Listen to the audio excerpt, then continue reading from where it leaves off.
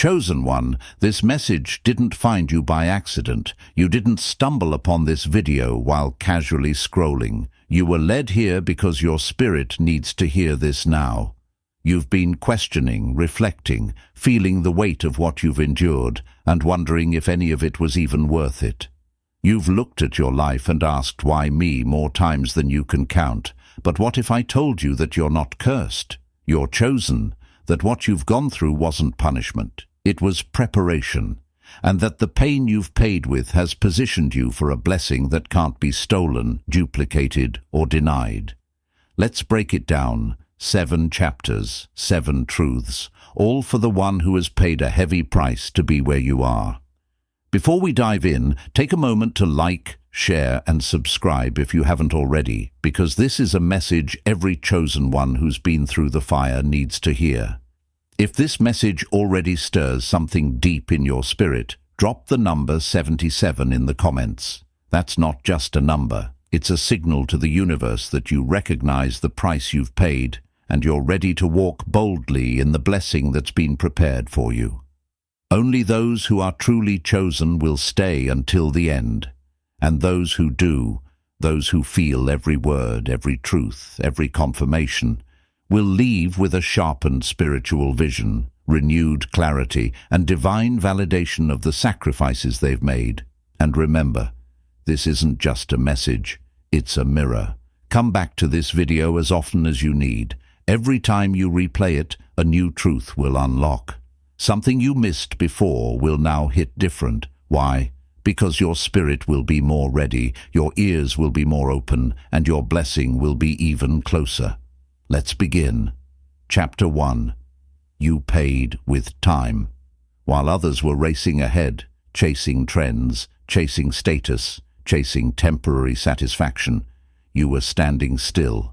Not because you lacked ambition, but because your spirit wouldn't let you settle for less than divine alignment. You watched from the sidelines while others seemed to climb effortlessly, posting their wins, celebrating their milestones, getting noticed and praised. Meanwhile, you sat in rooms where no one knew your name. You kept showing up faithfully to a life that looked like it was going nowhere. But what looked like stagnation was actually sacred construction. The truth is, God wasn't delaying your life. He was developing your soul. You didn't get detoured. You got deeply rooted. He slowed you down so he could build something in you that would last. Because chosen ones don't operate on the world's timeline. You're not built for speed. You're built for strength. And what you carry is not average. It's generational, eternal, supernatural. That kind of calling demands a different kind of process. What takes others a season takes you years. Not because you're less worthy, but because your foundation must be unshakable. God was removing every crack in your character. He was stripping away your reliance on timing, on people, on external signs. You learned how to walk without proof, how to believe without applause, how to show up for your calling.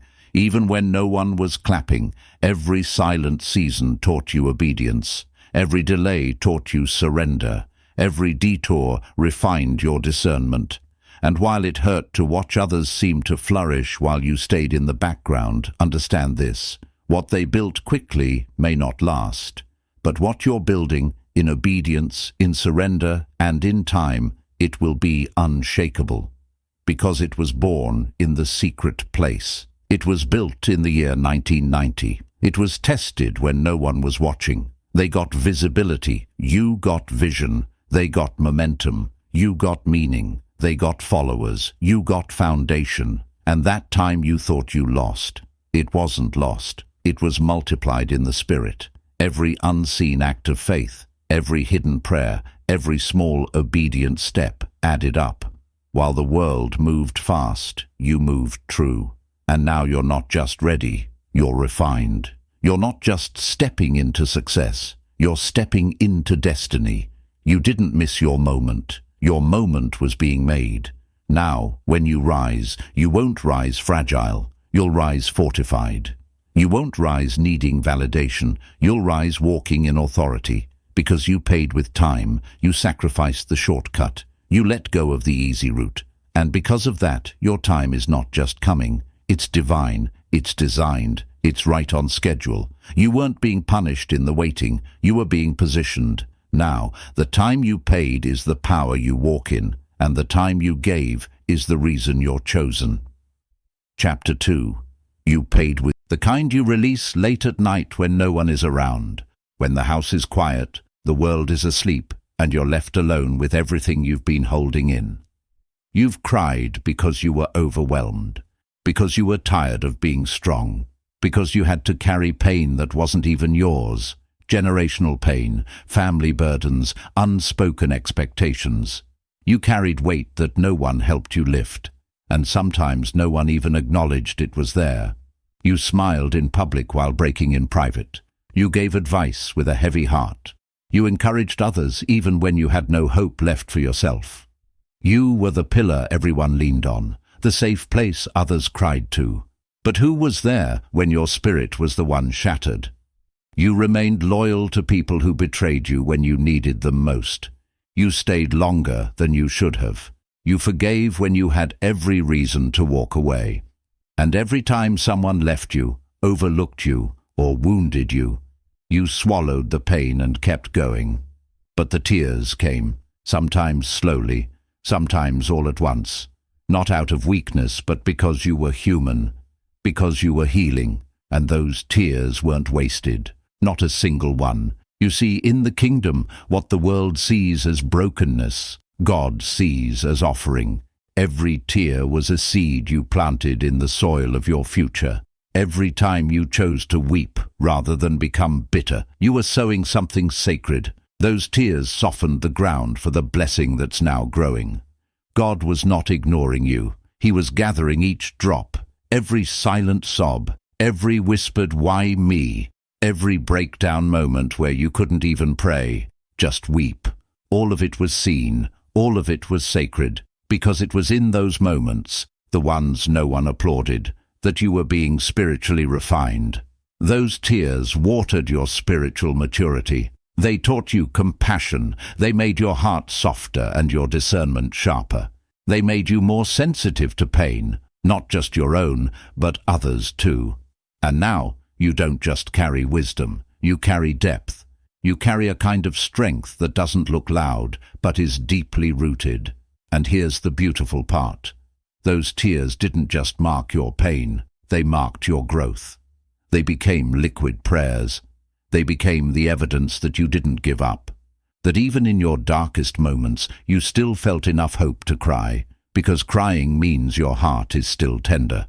It means you didn't harden like the world wanted you to. It means you kept believing something better was coming, even when everything looked worse.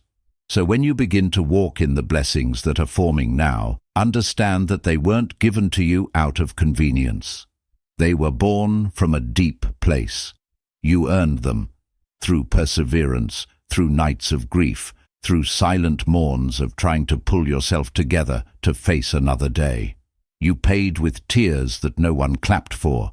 You bled in battles no one witnessed. And yet, here you are, still standing, still rising, still soft-hearted, still choosing love, still choosing light. You are not weak for crying. You are chosen because you endured what others would have drowned in, and now your tears have turned into rain that is nourishing your season of growth. The tears you cried in secret are about to produce fruit in public.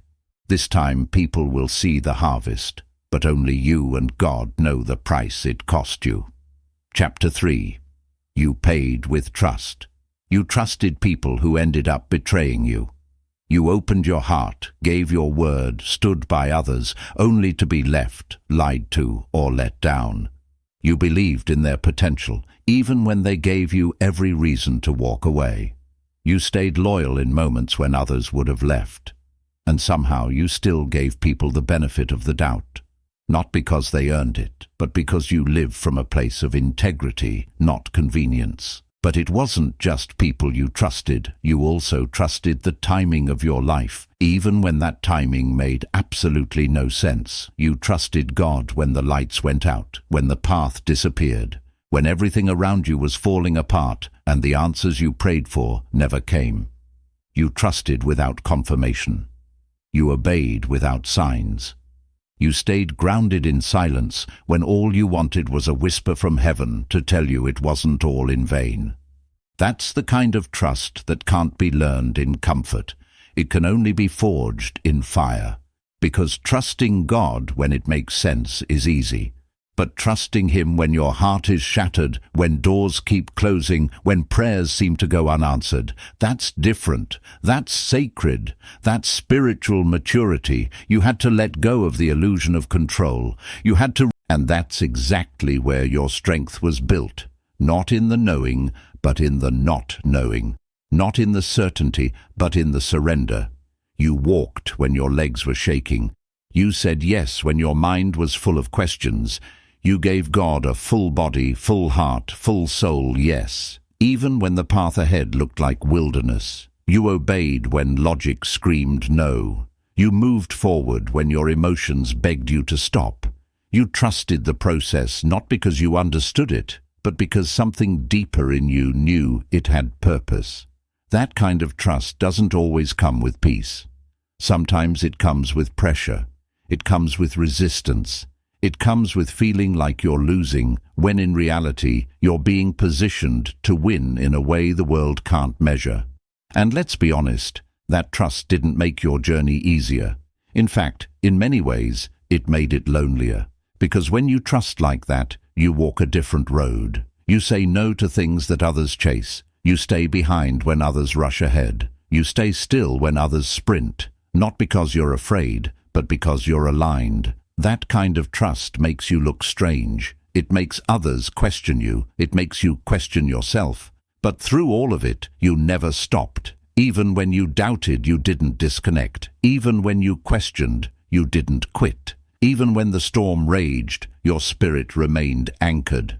And because of that, because you trusted when trust hurt, because you obeyed when obedience cost you, because you waited when waiting felt like a curse, now God can trust you with more wisdom, more responsibility, more clarity, more influence, because He knows you won't use it to glorify your ego. You'll use it to elevate His purpose. You've proven your heart in the dark. You've passed tests that had no audience. And now, heaven recognizes you not just as chosen, but as trustworthy. You didn't fold when it didn't feel fair. You didn't walk away when it got hard. You didn't stop trusting, even when everything inside you screamed to let go. Chapter 4. You were blessed in the dark. People often think blessings only arrive when the lights are on, when the crowd is watching, when life is finally going right. They assume that success is the sign of favor, the car, the house, the status, the promotion, the applause. But you, chosen one, you know a deeper truth, a quieter truth, a truth most people will never see. You were blessed in the dark, not after the victory, but before it. Not once they clapped, but when no one noticed. Not after the healing, but during the heartbreak. You were being molded, shaped and elevated when it looked like nothing was happening. You were blessed while being overlooked. You were being crowned while being counted out. While others were watching their name rise, you were letting your soul sink deeper into God's process. While some were chasing recognition, you were sitting with your reflection, healing the wounds, breaking the cycles, confronting the shadows. You were being blessed when you were invisible, when people ignored you, when doors slammed in your face, when you walked into rooms and felt unseen, unheard and uncelebrated. But heaven saw you, heaven approved you, heaven anointed you, not in front of crowds but in the cave. And it was in that darkness that the most important thing happened. You became. Not someone new, but the person you were born to be. You shed the false layers. You let the masks fall. You stopped pretending. You stopped performing. You got real, real with your pain, your purpose, and your path. Because the real blessing was never the thing. It was always the transformation. It was the inner shift. The spiritual elevation, the moment you realized you didn't need validation to be valuable. You didn't need applause to be anointed. You didn't need the spotlight to be seen by the Spirit. In the dark, you learned to walk by faith, not by sight. You learned how to pray without needing proof. You learned how to worship in silence, how to keep your head high while your heart was breaking, how to stand tall when everything in your life felt like it was collapsing. In the dark, you discovered your true source. You stopped depending on people. You stopped leaning on the world. You went inward and upward. You built your faith in the fire. You learned the voice of God in the absence of noise. You became sensitive to his whispers. And because of that, now you're unshakable. This world rewards the public display, but heaven rewards the private discipline. And you put in the work when there was no audience. You kept showing up when no one was clapping. A living testimony. So don't be surprised when people say, "Where did you come from?" Tell them, from the dark, from the lonely places, from the hidden season you never saw. I was being blessed when you thought I was being broken. Chosen one, your glow didn't come from glitter. It came from grit, from grace, from God. And now that the world can finally see you, they'll realize the real blessing wasn't the outcome. It was the becoming. It was who you forged yourself into when no one was watching. You were blessed in the dark, and that blessing is what makes your light so powerful now. Chapter 5.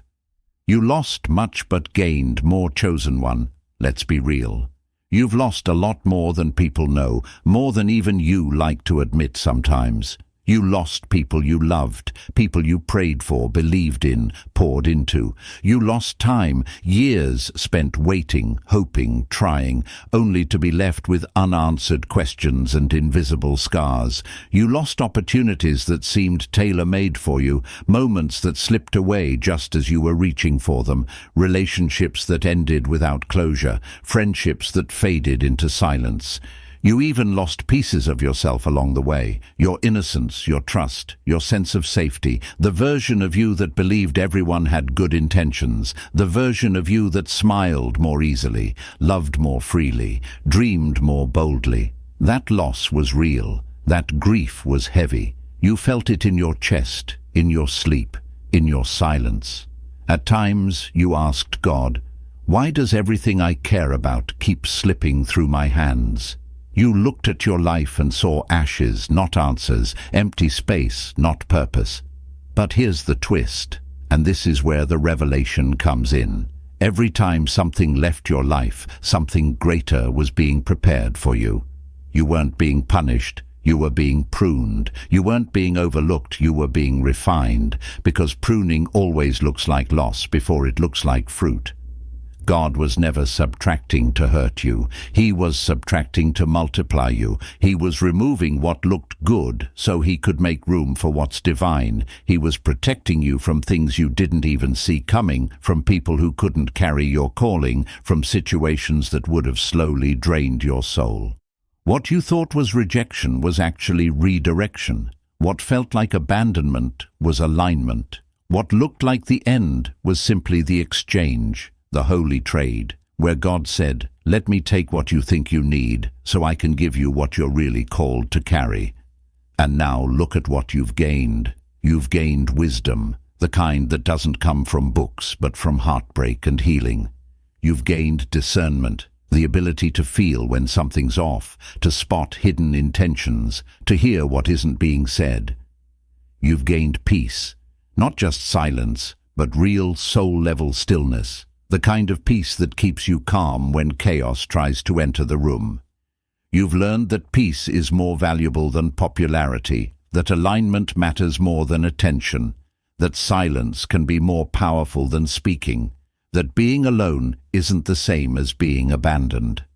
Sometimes it's sacred protection. Now you don't chase, you choose. You don't beg, you bless.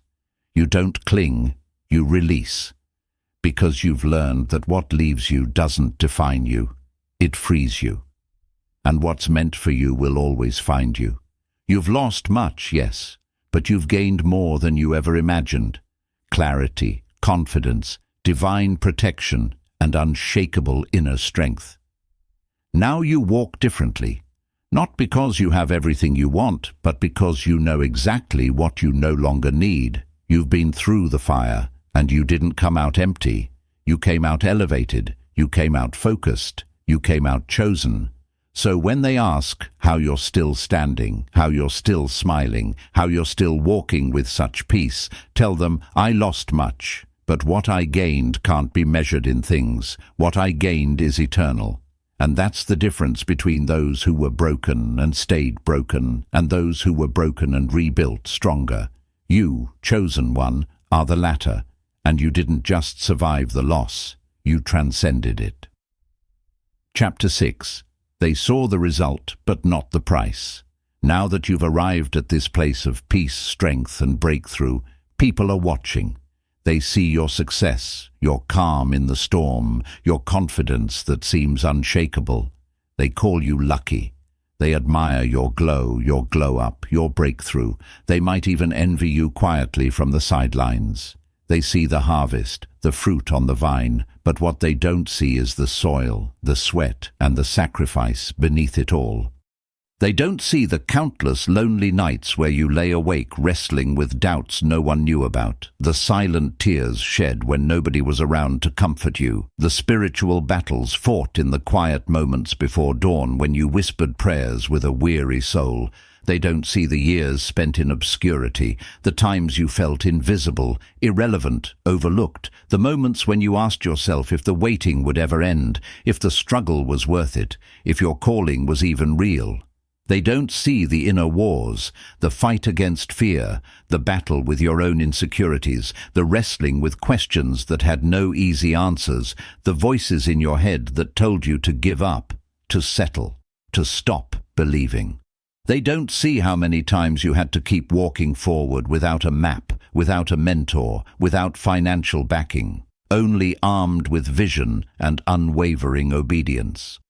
How you took steps into the unknown, trusting a God who seemed silent, a purpose that wasn't yet clear, a future still hidden behind the clouds.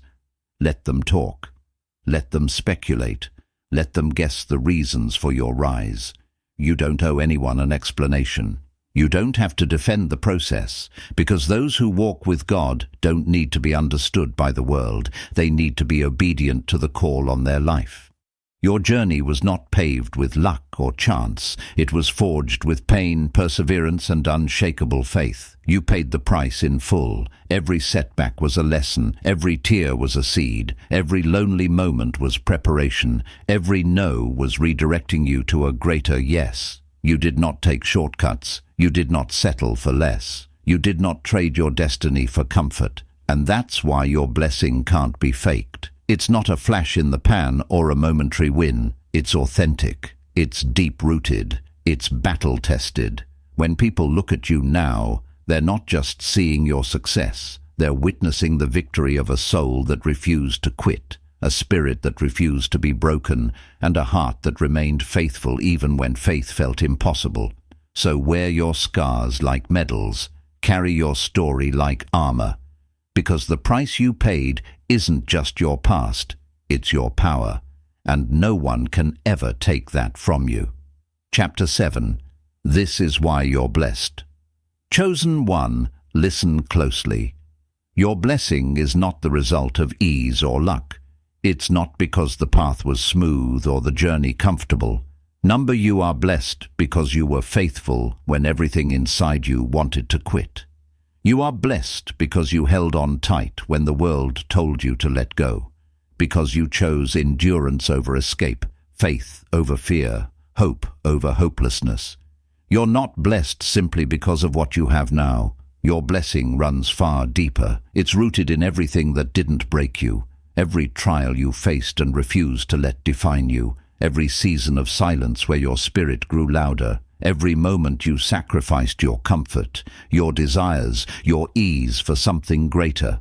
You didn't take shortcuts. You didn't cut corners.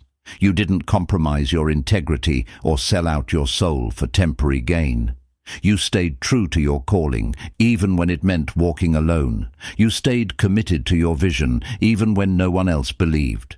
You obeyed the quiet voice inside when it made no sense to the world around you. You paid a price most can't understand. You invested your time when patience felt impossible. You poured out tears that no one saw, healing wounds hidden beneath your smile. You chose trust again and again, trusting people who disappointed you, trusting timing that was unclear, trusting God when the path was dark. And heaven saw every sacrifice. Heaven marked every moment of faithfulness. Heaven recorded every tear, every prayer, every step of obedience. Your blessing is not random. It is recognition. It is reward for the resilience of your soul. It is a testament to the fact that you refused to settle for less than what you were born to receive.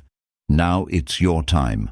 Walk boldly into this season. Stand tall in your purpose. Receive every favor, every blessing, every open door with gratitude and confidence. Do not apologize for your anointing, that sacred gift placed on your life. Do not shrink to make others comfortable. You were forged in the fire of trials for a reason, and that reason is unfolding right now. You are not here by accident. You are not here to be small or silent. You are here to shine with the full brilliance of who you were created to be.